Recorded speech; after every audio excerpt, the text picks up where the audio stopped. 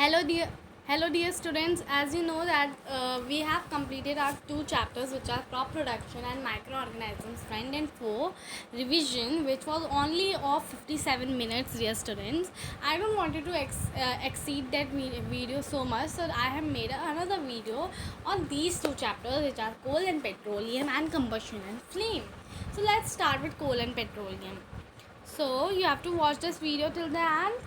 Don't see it, only listen. Okay dear student, and like, subscribe and share our channel for more updates. Thank you so much. Now topics to be covered in this lesson are natural resources, exhaustible natural resources, inexhaustible natural resources, fossil fuel, coal, combustion or carbonization, uses of coal, destructive distillation of coal, then petroleum, formation of petroleum, extraction of petroleum, refining of petroleum, then we have natural gas, forms of natural gas, uses of natural gas, and then last we are having conservation of fossil fuel. So let's start with chapter. First I am having natural resources. ठीक है dear student, materials obtained from the nature that are required for basic needs are known as natural resources. ऐसे materials जो कि basic needs के लिए require होते हैं, nature से डिरीव होते हैं, इनको हम कहते हैं नेचुरल रिसोर्सेज, जो नेचर से हमें मिलते हैं और हमारे बेसिक नीड्स को पूरा करते हैं. नेक्स्ट हमारे पास है जैसे सन, फॉरेस्ट और फ्यूल. और टाइप्स ऑफ नेचुरल रिसोर्सेज, यहाँ पे दो टाइप के नेचुरल रिसोर्सेज होते हैं. एक होते हैं एग्जॉस्टिबल नेचुरल रिसोर्सेज और दूसरा होता है inexhaustible natural resources. Exhaustible natural resources, natural resources that are likely to be exhausted by the human activities are called exhaustible natural resources. ऐसे resources जो human activities से exhaust नहीं होते हैं, यानी कि मतलब जो resources human activities से exhaust हो जाते हैं, यानी कि अगर humans हैं उसका unnecessary use कर रहे हैं, उसे उसका ख़राब यूज़ कर रहे हैं, तो वो ख़त्म भी हो सकते हैं. ठीक है डियर स्टूडेंट.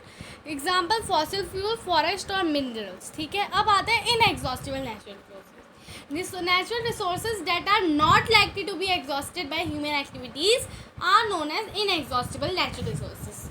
ऐसे रिसोर्सेज जो ह्यूमन एक्टिविटीज़ से एग्जॉस्ट नहीं होते हैं, यानी कि ह्यूमन उनका जितना ही उपयोग कर ले वो नहीं होंगे ख़त्म, उनको हम इनएग्जॉस्टिबल नेचुरल रिसोर्सेज कहते हैं. जैसे sunlight, right dear student, air etcetera. ठीक है, आप लोग सोचेंगे why water is not there in the list, because water is now exhaustible natural resources dear student.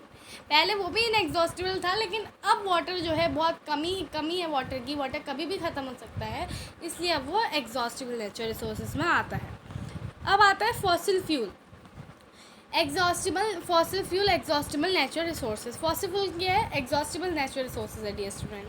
There are fuels that are found in earth crust and are form from the dead remains of living organism. जो fuel dead remain से बनते हैं, यानी कि dead remains of living organism से बनते हैं और अर्थ की क्रस्ट में फाइंड आउट किए जाते हैं, इन फ्यूल्स को हम क्या कहते हैं?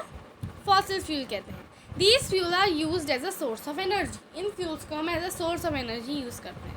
Example of fossil fuel are coal, petroleum और नेचुरल गैस. अब हमारे पास सेकंड आता है coal. Coal is a hard black solid fossil fuel found on the earth. Coal एक हार्ड ब्लैक कलर का सॉलिड फॉसिल फ्यूल होता है जो अर्थ में फाइंड आउट किया जाता है. कार्बनाइजेशन प्रोसेस के बारे में पढ़ते हैं. Over millions of years ago, natural process led to the burying of vegetation under the soil. The dead vegetation got compressed as more and more soil deposited over them. Under high pressure and temperature over a long period of time, these dead remains converted into coal. तो क्या हुआ ना dear student, बहुत millions of years एगो क्या हुआ, जो ये नेचुरल चीज़ें थी ये नीचे सॉइल के नीचे क्या हो गई, बुरीड हो गई. क्यों? क्योंकि नेचुरल कैलामिटीज़ आई, जैसे फ्लड्स वगैरह, उसकी वजह से. तो क्या हुआ, ये वेजिटेशन और कंप्रेस्ड हुई जैसे जैसे और सॉइल इनके ऊपर आने लगा. तो अंडर हाई प्रेशर, यानी कि बहुत ज़्यादा हाई प्रेशर और टेम्परेचर की वजह से ये जो है स्लोली किस में कन्वर्ट हो गए, कोल में कन्वर्ट हो गए. जो स्लो प्रोसेस होनी है conversion of vegetation, natural vegetation to coal, ये होती है आपकी कार्बनाइजेशन प्रोसेस. अब आते हैं हम यूजेज ऑफ कोल में. ठीक है, यूजेज ऑफ कोल क्या क्या है? पावर प्लांट्स में यूज़ किया जाता है, steam engines dear student, and then industries, cooking, इन सब में आपका कोल यूज़ होता है. अब देखो, डिस्ट्रक्टिव डिस्टिलेशन ऑफ कोल. ठीक है डियर स्टूडेंट, आप इसको और क्या कह सकते हैं? डेरिवेटिव्स ऑफ कोल, ठीक है, डेरिवेटिव्स ऑफ कोल यानी कि कोक, जो कि कोल के प्रोडक्ट्स होते हैं, ठीक है। कोक सबसे पहले टफ फॉरेस्ट ब्लैक सब्सटेंस, ये बहुत ही ज़्यादा टफ फॉरेस्ट ब्लैक सब्सटेंस होता है कोक, जो कि प्योरेस्ट फॉर्म होता है कार्बन का, ऑलमोस्ट द प्योरेस्ट फॉर्म। और उसके यूजेस क्या होते हैं, स्टील प्रोडक्शन और मेटल इंडस्ट्री यानी कि एक्सट्रैक्शन ऑफ मेटल में भी ये यूज़ किया जाता है। फिर हम आते हैं कोल गैस में। कोल गैस आपके क्या कब ऑब्टेन होती है, obtain during the processing of coal, जब कोल को मेल्ट किया जाता है और प्रोडक्ट्स के लिए जैसे कोक और कोल तार, तो कोल गैस भी ऑब्टेन होती है। इसके यूजेस क्या होते हैं, फ्यूल इन इंडस्ट्री, बहुत सारे इंडस्ट्रीज़ में एज अ फ्यूल ये इस्तेमाल की जाती है। Then we are having coal tar, dear students. This is a black liquid with an unpleasant smell. ये ब्लैक कलर का लिक्विड होता है डियर स्टूडेंट। आपने देखा होगा ना, कभी सड़क बनती है तो कोल तार का इस्तेमाल होता है, आपने देखा होगा कितनी ज़्यादा गंदी स्मेल आती है उससे। मिक्सचर ऑफ कार्बनियस सब्सटेंसेस, बहुत ज़्यादा कार्बन जो सब्सटेंस होते हैं उनका मिक्सचर होता है ये, अबाउट 200 सब्सटेंसेस डियर स्टूडेंट। और यूजेस क्या होते हैं, पेंट्स में यूज़ होता है, एक्सप्लोजिव्स यानी कि पटाखों में, रोड्स में होता है ये यूज़, साथ ही साथ कॉस्मेटिक प्रोडक्ट्स में भी यूज़ होता है डियर स्टूडेंट। बहुत सारे यूजेस हैं कोल तार के, ठीक है। अब आता है हमारा petroleum, Petra, rock, oleum, oil, ठीक है डियर स्टूडेंट। पेट्रा मीन्स होता है रॉक और ओलियम मीन्स होता है oil. It is a dark oily liquid with unpleasant order, ये एक डार्क ऑयली लिक्विड होता है, क्रूड ऑयल हम इसे कहते हैं। इसकी बहुत ज़्यादा अनप्लेजेंट ऑर्डर होता है, यानी कि इसका ऑर्डर ही कुछ ऐसा होता है ना कि बहुत अनप्लेजेंट ऑर्डर, स्मेल तो ख़राब ही होती है obviously. Formation of petroleum from the remains of organism that got buried under the sea bed millions of years ago, यानी कि सी के नीचे जो रिमेन थे ऑर्गेनाइजम्स उनका डिकम्पोज होकर बनता है पेट्रोलियम और नेचुरल गैस, ठीक है dear student. Form due to the enormous pressure and temperature in the absence of oxygen. Enormous pressure यानी कि बहुत ही ज़्यादा प्रेशर से ये आपका बनता है क्या, पेट्रोलियम डियर स्टूडेंट। अब आते हैं हम एक्सट्रैक्शन ऑफ पेट्रोलियम में, ठीक है।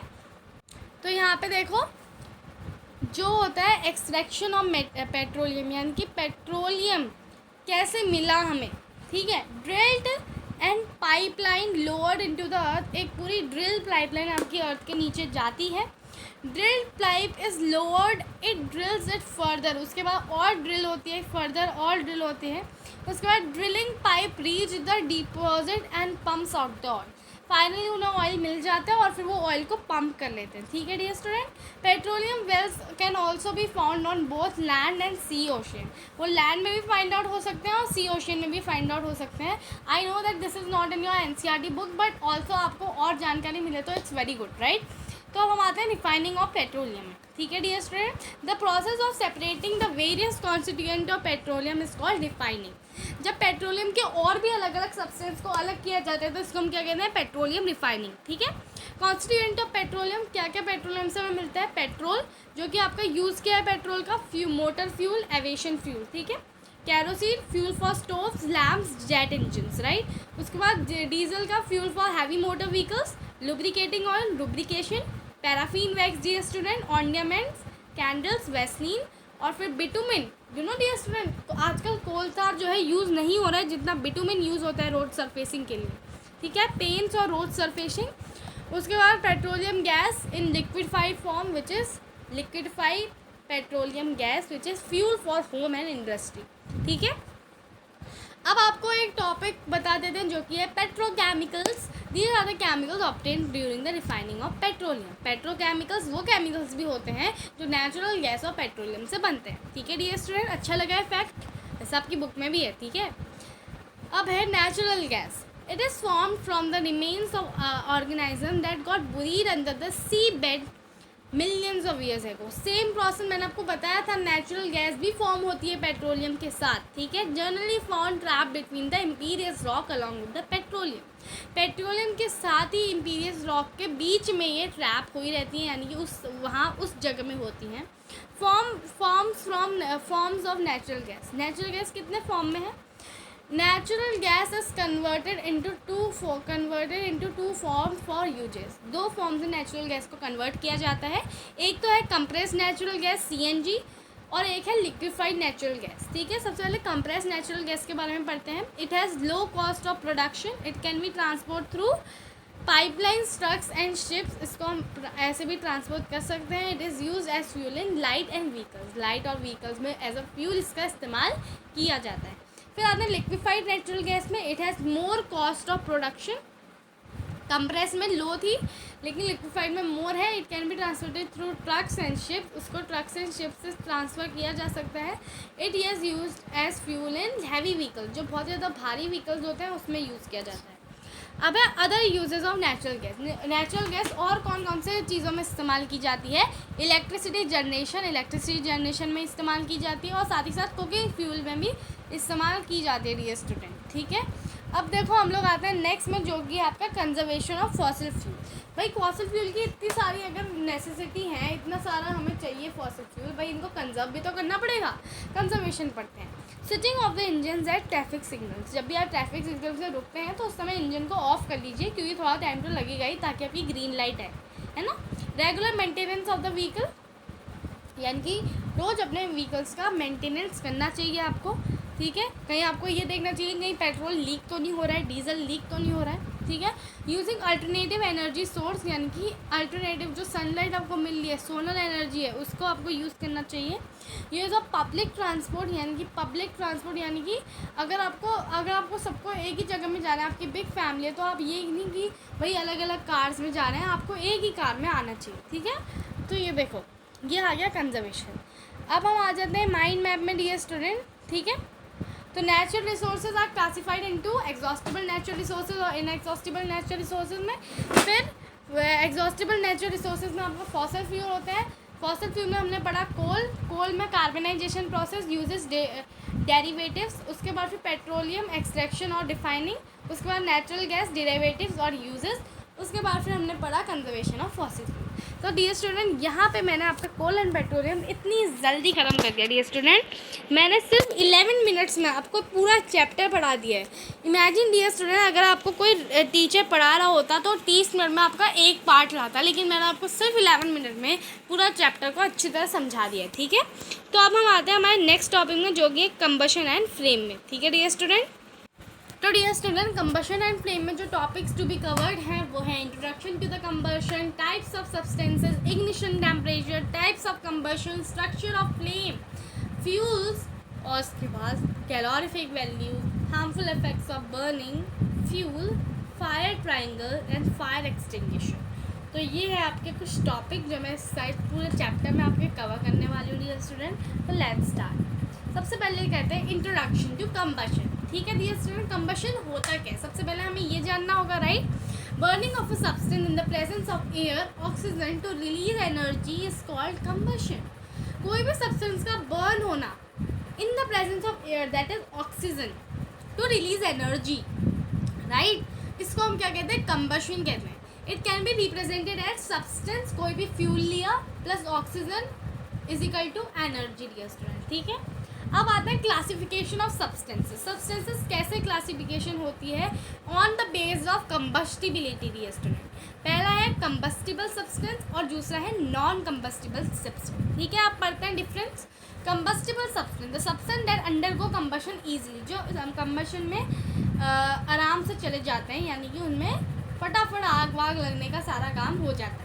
नॉन कंबस्टिबल यानी कि the substance that do not undergo combustion, यानी कि जो कंबशन में नहीं जाते हैं, जो ऑक्सीजन से रिएक्ट होके हमें फ्लेम नहीं देते हैं, हमें एक प्रकार की हीट एनर्जी नहीं देते हैं, इनको हम नॉन कंबस्टिबल सब्सटेंस कहते हैं. कंबस्टिबल सब्सटेंस होंगे मैचस्टिक, पेट्रोल, कोल और पेपर. और नॉन कंबस्टिबल होंगे brick, iron nails and glass. क्यों? क्योंकि इनकी बहुत ही ज़्यादा हाई मेल्टिंग पॉइंट होता है. ये इतनी जल्दी कंबस्टिबल नहीं होते हैं, इनमें आग नहीं लगती है डियर स्टूडेंट. ये नॉन कंबस्टिबल है. आप इनको जलाओगे भी ना तो they will melt, they will not catch fire at all. Okay dear student. लेकिन जो फायर कैच करने वाले होते हैं ना वो होते हैं matchstick, petrol, coal and paper. ठीक है डियर स्टूडेंट. अब हम आते हैं इग्निशन टेम्परेचर में. ठीक है. Ignition temperature is the lowest temperature at which a substance catches fire. Ignition temperature एक ऐसा टेम्परेचर होता है जिसमें मतलब आपका जो सब्सटेंस होता है वो फायर को कैच कर लेता है लोएस्ट टेम्परेचर में, जिसमें हम उसे हीट करते हैं. जैसे आपने सपोज मान लो कि आप लिक्विफाइड पेट्रोलियम गैस को चला रहे हो. आपने उसको हीट करा, थोड़ी देर बाद आग जल गई, ठीक है। तो मतलब जितना आपने हीट करा ना, उसका मतलब लोएस्ट टेम्परेचर आ गया जिसमें वो कंबस्टिबल है, तो आपकी आग जल गई, राइट। तो ignition temperature of certain substances are, जैसे वुड का इग्निशन टेम्परेचर कितना है 260 डिग्री, यानी कि अगर 260 डिग्री तक आपने वुड को हीट दी तो क्या होगा, वुड फट से आग पकड़ लेगा। पेट्रोल 220 डिग्री सेल्सियस, ठीक है, अगर 220 डिग्री सेल्सियस तक हीट आई, फट से आग पकड़ लेगा, ठीक है डियर स्टूडेंट। अब देखो इनफ्लेमेबल सब्सटेंसेस, इनफ्लेमेबल सब्सटेंसेस मतलब जिन सब्सटेंसेस में आग लग सकती है, ठीक है। Inflammable substances are the substances that catch fire quickly due to their low ignition temperature, क्योंकि उनका बहुत ही कम इग्निशन टेम्परेचर होता है, तो वो फटाफट फायर पकड़ लेता है, फटाफट। तो पेट्रोल का इग्निशन टेम्परेचर बहुत ज़्यादा कम होता है, तो वो फायर पकड़ सकता है। एलपीजी का जो टेम्परेचर होता है वो लो इग्निशन टेम्परेचर वो बहुत लो होता है, वो उससे भी लो होता है, तो वो भी जल्दी फायर पकड़ लेता है। आपने देखा होगा ना, गैस स्टोव फट से आप ऐसे करते हो फायर पकड़ लेता है। फिर हाइड्रोजन, तो डियर स्टूडेंट हाइड्रोजन का तो बहुत ही ज़्यादा होती है ना। अब देखो हमें एक फैक्ट है मिला है, the term flammable and inflammable means exactly the same thing, ठीक है। इनफ्लेमेबल को या फ्लेमेबल को दोनों का मतलब सेम ही होता है dear student. They are use for the substances that can burn very easily, जो क्विकली बर्न हो जाते हैं और फ्लेम दे देते हैं। The term non flammable is use for the substance that can not burn at all or difficult, very difficult to burn. Non flammable आपका एक शब्द होता है जो आपका उन सब्सटेंसेस के लिए यूज़ किया जाता है जो बिल्कुल भी फ्लेम नहीं पकड़ते, जो बर्न ही नहीं होते, ठीक है। अब देखो यहाँ पे आते हैं types of combustion based on the supply of oxygen. जिस पहले हम पढ़ेंगे types of combustion based on the oxygen की सप्लाई। तो ऑक्सीजन की सप्लाई में दो टाइप के कंबशन होता है, जो होता है कंप्लीट कंबशन और होता है इनकम्प्लीट कंबशन। कंप्लीट कंबशन में क्या होता है, sufficient supply of oxygen result in complete combustion, यानी कि अगर आपका ऑक्सीजन पूरा सफिशिएंट सप्लाई हो रहा है, कंप्लीट कंबशन होगा। Production of clean blue flame, आपकी कौन सी फ्लेम प्रोड्यूस होगी, ब्लू फ्लेम प्रोड्यूस होगी, ठीक है।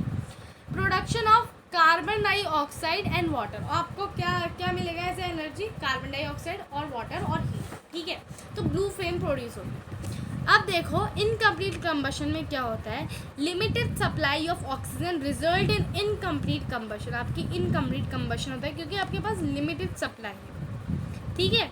और उसके बाद production of yellow flame, yellow orange flame आती है। प्रोडक्शन ऑफ कार्बन, सिर्फ कार्बन का प्रोडक्शन होता है, कार्बन डाइऑक्साइड का प्रोडक्शन नहीं होता है। कार्बन डाइऑक्साइड का प्रोडक्शन तभी होगा जब ब्लू फ्लेम आएगी, ठीक है dear students.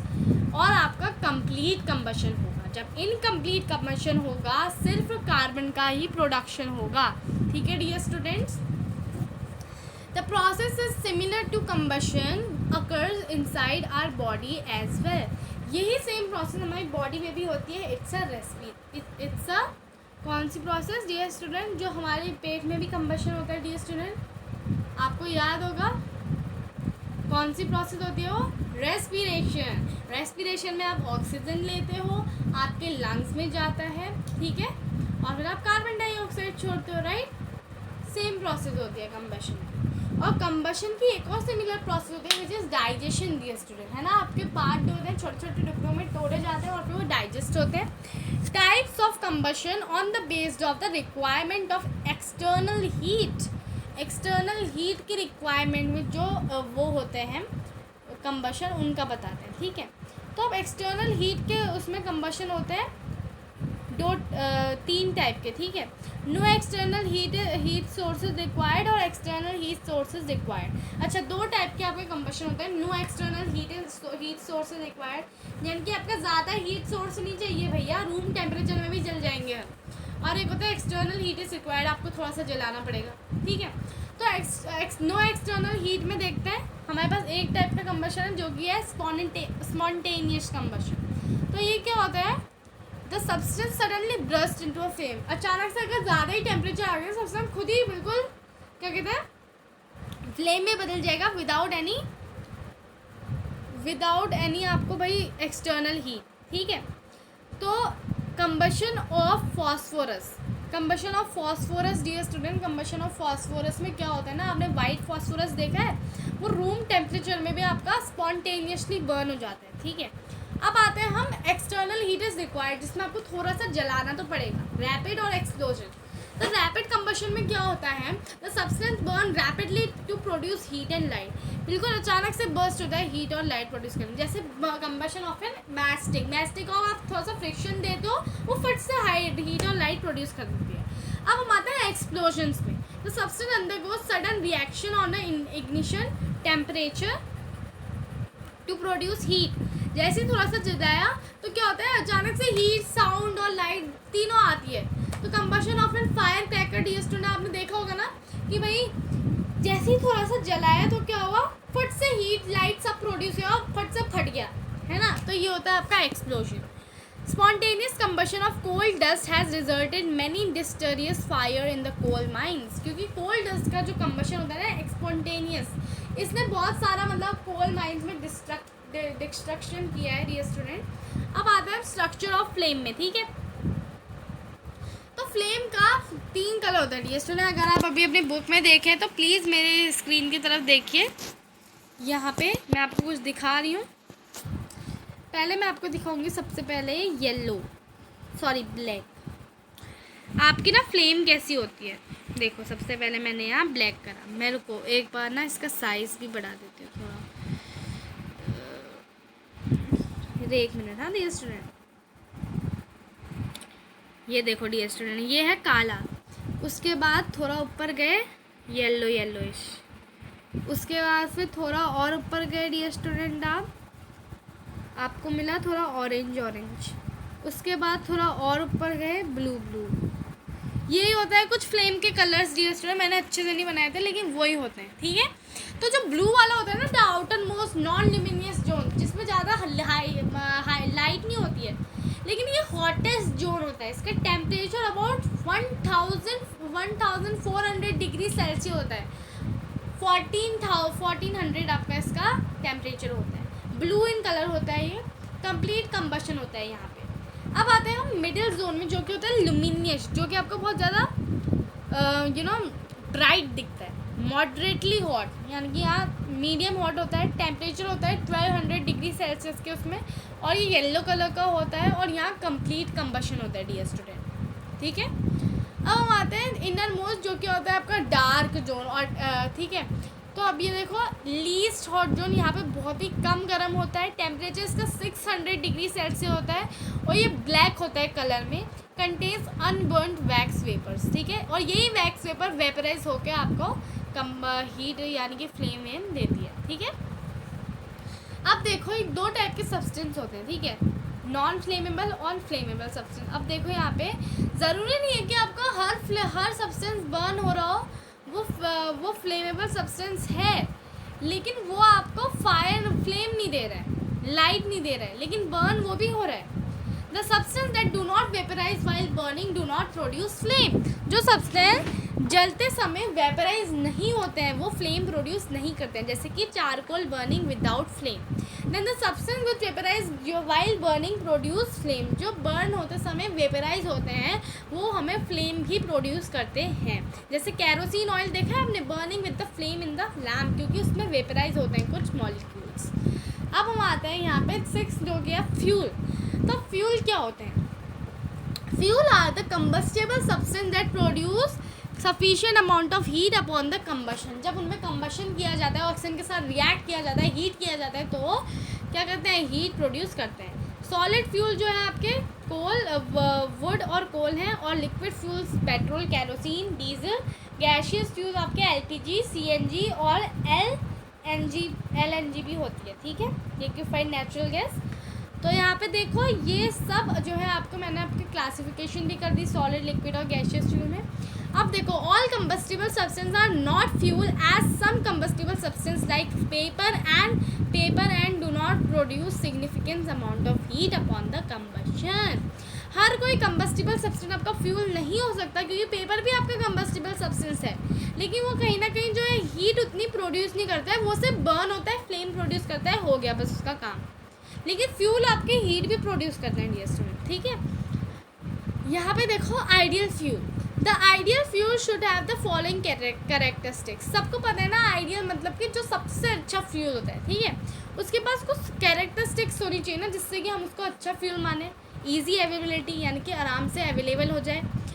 Release large amount of heat, ज़्यादा अमाउंट ऑफ हीट प्रोड्यूस करे। इकोनॉमिकली थोड़ा सस्ता हो, और नॉन डिज़ायरेबल रेसिड्यूज ना छोड़े, ऐश ऐश कुछ ना छोड़े, वो सिर्फ जले और ये हो। तो ये होते हैं कुछ कंडीशन आइडियल फ्यूल के लिए। और अब आते हैं हम लोग कैलोरीफिक वैल्यू में, ठीक है डियर स्टूडेंट।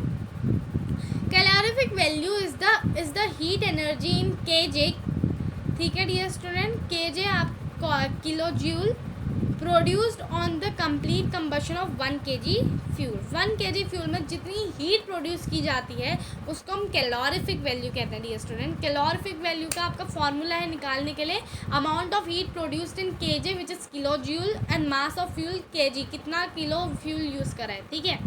कैलोरीफिक वैल्यू आपको वेरियस सब्सटेंस की कितनी दी है, जैसे आपको काउ डंक है उसकी कैलोरीफिक वैल्यू 8000 यानी कि 8000 kg वो आपको हीट प्रोड्यूस करेगा। वुड की 2000 है, वुड की आपकी 20,000 है, और आपकी कोल की 30,000 है। पेट्रोल डीजल कैरोसिन की आपकी 45,000 है। CNG की आपकी 50,000 है। LPG की आपकी 55,000 है। एंड देन हाइड्रोजन की तो आपकी 1,50,000 है डियर स्टूडेंट। तो हाइड्रोजन की सबसे ज़्यादा कैलोरीफिक वैल्यू है, सबसे ज़्यादा हीट प्रोड्यूस करता है डियर स्टूडेंट। अब देखो calorific value is used express the efficiency of fuel, कितना फ्यूल एफिशिएंट से कितना हीट प्रोड्यूस कर रहा है, इसके लिए आपकी कैलोरीफिक वैल्यू देखी जाती है डियर स्टूडेंट्स, ठीक है। अब आते हैं हम कंजर्वेशन ऑफ फॉसिल फ्यूल में। फॉसिल फ्यूल का कंजर्वेशन, फिर से कंजर्वेशन नहीं कंजर्वेशन में नहीं आएंगे इस बार कंजर्वेशन तो हमने पिछले वाले चैप्टर में भी देखा था कैसे कंजर्व करते हैं। भाई कोई भी चीज़ जितनी अच्छी होती है ना उतनी गंदी भी होती है ना, तो बस वही कॉन्सेप्ट है इसमें। अब हम देखेंगे कि क्या आपके फॉसिल फ्यूल क्या क्या चीज़ें कॉज करते हैं, क्या क्या इनके डिसएडवांटेज हैं फॉसिल फ्यूल के, ठीक है। कॉन्सिक्वेंसेस ऑफ फॉसिल फ्यूल, तो एयर पॉल्यूशन सबसे पहले तो due to the unburned carbon particles and harmful gases, ठीक है। क्योंकि अनबर्न्ड कार्बन है तो आपका हार्मफुल गैसेस प्रोड्यूस हो रही है, पार्टिकल्स, कार्बन पार्टिकल्स प्रोड्यूस हो रहे हैं। फिर आपका respiratory problems, asthma due to the unburned carbon particles. आप अनबर्न्ड कार्बन पार्टिकल्स को इनहेल करेंगे डियर स्टूडेंट, तो आपको क्या बीमारियां हो सकती हैं, अस्थमा जैसी। फिर carbon monoxide poisoning gas, this is the poisonous gas dear student. Carbon monoxide जो होती है आपकी, क्योंकि आपका इनकम्प्लीट कंबशन होता है उसकी वजह से आपकी कार्बन मोनोऑक्साइड गैस तो रिलीज होती है। एंड ये जो गैस होती है ना डियर स्टूडेंट्स, ये गैस से क्या होता है, ये गैस ना आपका मतलब यूजुअली क्या होता है आपके ब्लड में जो होता है ऑक्सीजन की सप्लाई आती रहती है, लेकिन अगर आप कार्बन मोनोऑक्साइड गैस को इनहेल करते हैं, ये आपकी ऑक्सीजन को आपके ब्लड में नहीं जाने देती है, आपका ब्लड कार्बन मोनोऑक्साइड यानी कि उससे भर जाता है। और this is such a poisonous gas that it can even lead to the death, क्योंकि अगर आपकी कार्बन मोनोऑक्साइड आपकी RBCs जो रेड ब्लड सेल्स होती हैं उनमें अटैच हो जाती हैं, आपके ऑक्सीजन को एंटर नहीं होने देती हैं, और आपका ब्लड पूरा का पूरा पॉइजनस बन जाता है, और इससे आपकी डेथ भी हो सकती है डियर स्टूडेंट, ठीक है। अब देखो यहाँ पे एसिड रेन कैसे होती है, क्योंकि क्या होता है आपका जो व्हीकल्स होते हैं बहुत सारी ऑक्साइड छोड़ते हैं। जब नाइट्रोजन ऑक्साइड और सल्फर डाइऑक्साइड जो है आपका दोनों मिक्स होते हैं वाटर में, यानी कि दोनों वाटर में डिजॉल्व होते हैं, they form the acid rain. And after acid rain is, जब वो एसिड रेन गिरती है ना डियर स्टूडेंट, उससे आपके मॉन्यूमेंट्स, आपने देखा होगा ना पहले ताजमहल कितना ज़्यादा चमकता था, पूरा सफ़ेद था, लेकिन आज ताजमहल थोड़ा पीला हो गया। क्यों? क्योंकि एसिड रेन इफेक्ट करती है मार्बल में। और साथ ही साथ एसिड रेन से, जब भी एसिड रेन आती है ना तब आपके सिर में बहुत दर्द होने लगता है, राइट, क्योंकि एसिड रेन है। फिर हम आते हैं ग्लोबल वार्मिंग। अगर आपके ऐसे ही फॉसिल फ्यूल जलते रहे उससे कैसी गैसेस प्रोड्यूस होंगी, कार्बन डाइऑक्साइड, कार्बन डाई और other green house gas, methane type की एटमॉस्फेयर में जाके ये ग्रीन हाउस इफेक्ट बना देती है। यूजुअली क्या होता है डियर स्टूडेंट, आपकी सनलाइट आती है और रिफ्लेक्ट होकर चले जाती है, ठीक है, लेकिन ग्रीन हाउस गैस क्या करती है, आपकी सनलाइट गई, रिफ्लेक्ट हुई, तो वो रिफ्लेक्टेड सनलाइट को ये ट्रैप कर लेती है, यानी कि कार्बन डाइऑक्साइड ये सब इसको ट्रैप कर लेते हैं और बाद में रिफ्लेक्ट नहीं होने देते, और फिर ये सनराइज फिर ये सन हीट ये फिर से छोड़ते हैं अर्थ में, और उसके बाद फिर अर्थ का टेम्परेचर बहुत ज़्यादा बढ़ जाता है, जिसकी वजह से आपके ग्लेशियर मेल्ट होने लगते हैं। और अगर आपके ग्लेशियर्स मेल्ट होंगे डियर स्टूडेंट, पानी का लेवल बढ़ेगा और उसके बाद फिर आपके फ्लड भी आ सकते हैं। तो कहीं ना कहीं आपका ग्लोबल वार्मिंग में भी ये कॉज करती है। तो आप देखो dear student, fuels like CNG, compressed natural gas and LPG, liquefied petroleum gas are called cleaner fuel because they produce harmful product in very small amount. CNG और LPG को हम cleaner fuel कहते हैं क्योंकि वो harmful product बहुत ही कम amount में छोड़ते हैं। अब हम आते हैं फायर ट्राइंगल में डियर स्टूडेंट। फायर ट्राइंगल क्या होता है डियर स्टूडेंट? देखो, fire triangle represent 3 element required for a fire need to be ignite. अगर आपकी फायर को जलना है, कंबशन होना है, तो आपको 3 एलिमेंट चाहिए। पहला है ऑक्सीजन, फ्यूल और हीट। ये 3 एलिमेंट होंगे, फायर जलेगी, कंबशन होगा, ठीक है। तो इसको हम कहते हैं फायर ट्राइंगल क्योंकि ये 3 एलिमेंट से बनता है। The fire can be extinguished by removing one or more of the element in the fire triangle. या तो आप एयर को कट ऑफ कर दो, ऑक्सीजन की सप्लाई हटा दो, या cut off fuel, reduce heat to bring down the temperature of the fuel below the ignition temperature, ये भी कर सकते हो। लेकिन ज़्यादातर केसेस में क्या होता है ना dear student, fuel can not be eliminated, क्योंकि पेट्रोल तो आपने डाला है, पेट्रोल को आप कैसे हटाओगे पोंछ के, क्योंकि वहाँ तो हीट लगी है ना, आग लगी है ना वहाँ तो fire can not be remove most of the cases, ठीक है। जो आपका बर्निंग मटेरियल होता है उसको आप रिमूव नहीं कर सकते ज़्यादातर केसेस में। लेकिन डियर स्टूडेंट, अब हम पढ़ने वाले हैं फायर एक्सटिंग्विशर्स के बारे में, लेकिन कैसे फायर को हम बुझा सकते हैं, ठीक है।